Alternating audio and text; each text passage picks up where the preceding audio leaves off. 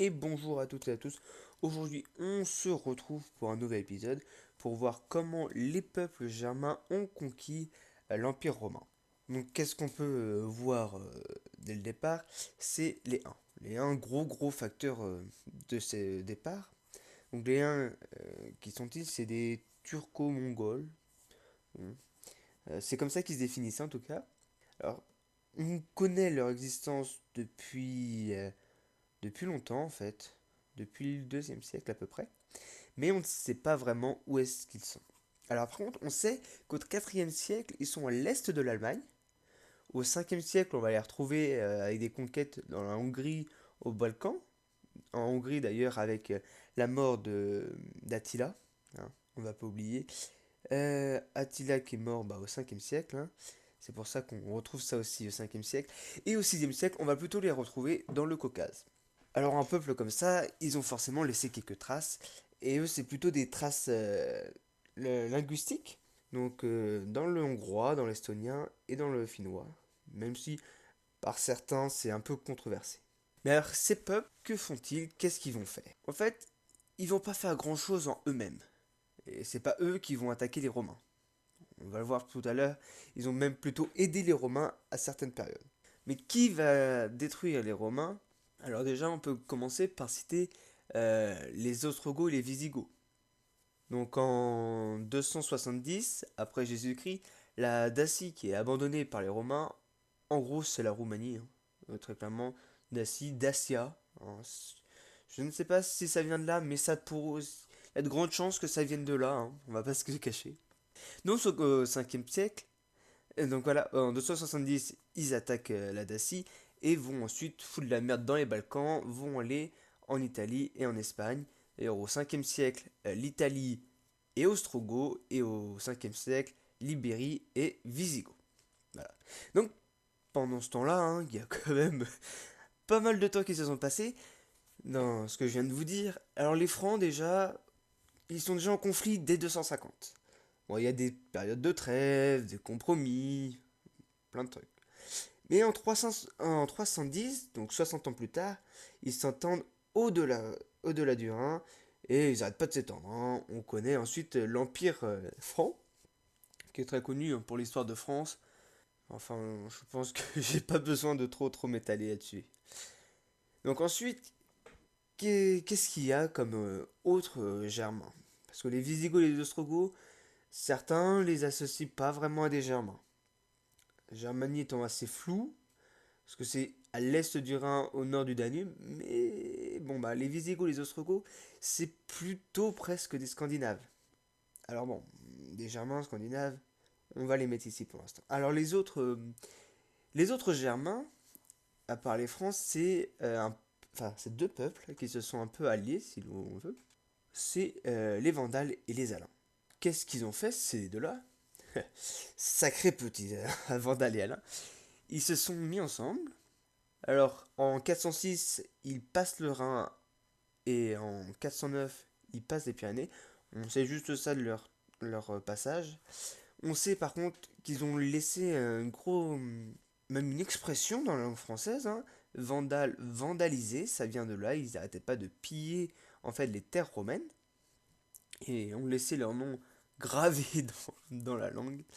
Donc on sait qu'en 439, il y a la prise de Tunis, création du royaume vandale et Alain, même si les Alains vont se faire petits dans la population totale, on va plutôt considérer un royaume vandale que Alain. Parce qu'ils vont progressivement, pas se faire annexer, c'est pas le mot, mais s'intégrer dans la population vandale. Donc ensuite, ils prennent les provinces d'à côté, hein, un peu de l'Algérie, beaucoup de la Tunisie, puis la Corse, la Sardaigne. Voilà. Ils ont quelques petites mésaventures ensuite avec l'Empire byzantin, même si j'aime pas ce nom. Euh, mais bon, voilà. Hein. Pour le moment, on va se contenter de ça. Ensuite, qu'est-ce qu'il y a d'autre comme Germain qui passe? Eh ben, en 400... Bon, c'est pas trop. Hein. 411, 413. Bon, ça varie pas beaucoup, mais il y a la création du royaume burgonde sur la rive gauche du Rhin. Alors là, c'est un truc assez incroyable. C'est que les Huns vont servir de mercenaires aux Romains. Et 30 ans après, en 443, ils combattent les Burgondes et ça marque la fin de l'indépendance du royaume burgonde. Les Burgondes sont ensuite intégrés à l'Empire romain. Ils gardent encore leurs terres, mais c'est un peu des vassaux.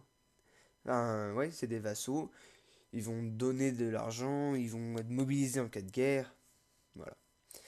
Après, il y a la chute de l'Empire romain. Alors les Burgondes vont en fait s'extirper progressivement de l'emprise de l'Empire romain. Ils vont redevenir indépendants et en 687, les Francs vont les annexer. Voilà. Mais la culture burgonde est restée hein, vraiment dans le territoire. Et au XVe siècle, il y a un royaume indépendant de Bourgogne qui va se créer. Royaume indépendant de Bourgogne qui va ensuite, vous connaissez un peu, si vous connaissez un peu, vous savez que les Francs vont les attaquer et qu'ils vont pas rester très très longtemps. Mais enfin bref, ça c'est c'est plus vraiment les dates qui nous intéressent. Et donc ensuite, les autres Germains partirent comme ça, prendre leurs petites valises et puis hop, c'est les Suèves. Alors les Suèves, j'aurais presque pu les associer avec les Vandales et les Alains, mais les Suèves vont faire quelque chose d'assez bizarre, c'est qu'ils ont déjà été connus par les Romains. En moins 58, bah, ils ont déjà fait la guerre. Les Césars les a déjà affrontés et ils ont dû se retirer à l'est du Rhin. Ils avaient quelques territoires à l'ouest et ils ont dû les quitter, ils sont partis. Ils ont fait c'est bon les gars, on est foutus. Donc ensuite, ils ont été avec les Huns et les Vandales, je disais, parce en 406, eux aussi passent le Rhin gelé. Eux aussi, en 409, ils passent les Pyrénées. Alors normalement, ils sont ensemble, mais on ne sait pas pourquoi. À un moment, il y a eu la guerre avec les Vandales. Vraiment, on ne sait pas trop. Peut-être qu'il y a eu un conflit entre les rois, les chefs, on ne sait pas. Mais en tout cas, ce qui est sûr, c'est qu'il y a eu un conflit entre les Suèves, les Vandales et les Alains. Enfin, les Suèves d'un côté, et de l'autre côté, Vandales et Alains. Sans surprise, les Suèves se sont fait exploser. Et en fait, les Suèves ont dû se réfugier en Galice. Alors, je vous ai dit tout à l'heure qu'ils avaient des territoires à l'ouest du Rhin. À l'ouest du Rhin, c'était des territoires celtes. Et en fait, même après être passé à l'est du Rhin, ils ont conservé une culture celte. Et oui, c'est très étonnant, mais il y a quand même eu la culture celte. Ils s'intègrent à la population sur place. Ils vont se réfugier en Galice et ils s'intègrent là-bas. Tout se passe bien. Ils font des conquêtes. Ils vont un peu au sud de Porto. Voilà. Ils ont un petit royaume. Et en fait, ce qui est bizarre, c'est que les Visigoths qu'on a vu tout à l'heure, qu'on conquis l'Ibérie, ils vont les accepter. Ils vont dire non, eux on les attaque pas. Donc les Visigoths, en fait, ils avaient toute l'Ibérie, sauf la Galice et le Portugal. Voilà. Donc là, vous dites, ah ouais, c'est un peu la merde sur le continent. Les Romains, bah, ils ont dû...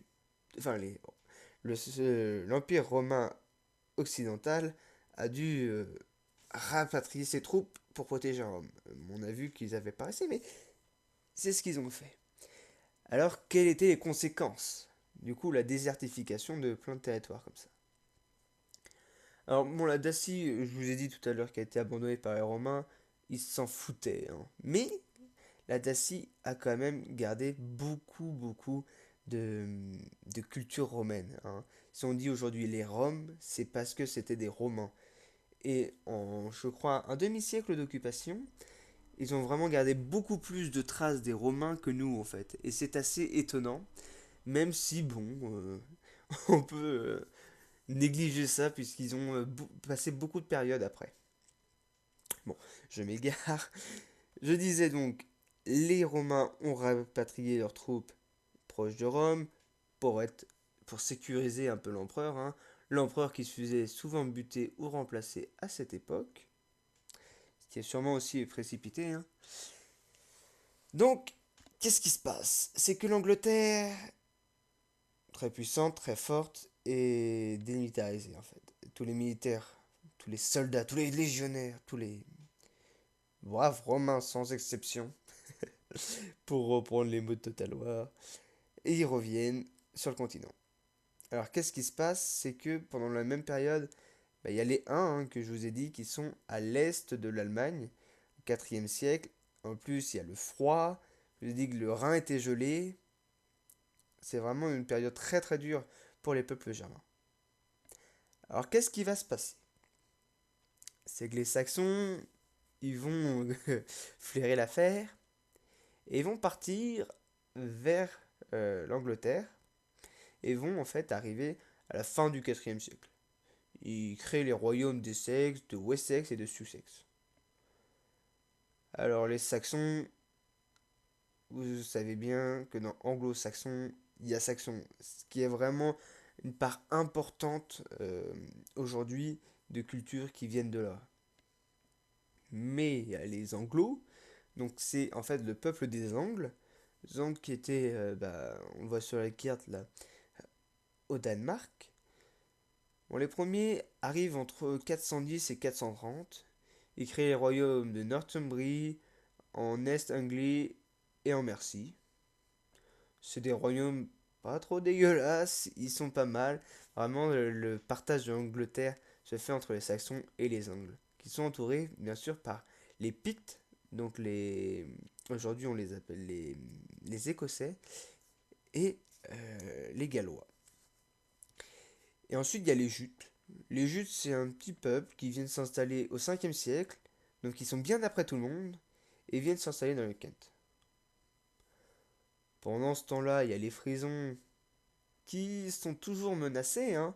En Germanie, il y a les Francs qui se développent, tout... il y a tout pour plaire. Du coup, ils se barrent.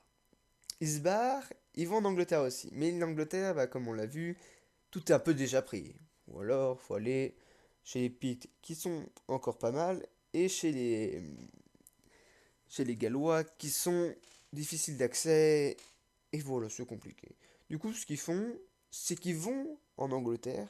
Enfin, ce qu'on pense qu'ils ont fait, c'est qu'ils vont en Angleterre, on n'en est pas vraiment sûr, mais ils s'intègrent dans les populations germaines déjà présentes. Ce qui fait qu'en fait, on perd leurs traces et ils s'intègrent. Le peuple frison, on ne le connaît plus à partir du 6e siècle. Mais ce que vous pensez bien, c'est que si des envahisseurs viennent en Angleterre, il y en a qui se barrent. En effet, il y a des Romains qui, quand ils voient les Germains arriver, ont peur pour leur vie, et c'est bien normal, et partent pour l'Armorique. Alors l'Armorique était déjà un peu conquis par des Germains, on ne les connaît pas vraiment, mais c'était probablement des Germains. Ils tuent tout le monde, et euh, ils recréent en fait un royaume. Et ce qu'on peut voir, c'est que ces Bretons, ces Romains qui deviendront Bretons, en fait, ont recréé les conditions, les villes, tout ce qui avait encore noyé. On peut en effet voir des ressemblances entre les lieux, les emplacements. Pas les emplacements parce que forcément, mais quand on regarde les villes où est-ce qu'elles sont les unes par rapport aux autres, par rapport à la mer et tout, on peut voir qu'il y a vraiment des ressemblances. Et donc, ce qu'on peut voir pour finir cet épisode d'introduction de la chaîne, eh bien, ce qu'on peut voir, c'est que les Huns n'ont jamais affronté les Romains, mais ont été leurs plus grands adversaires.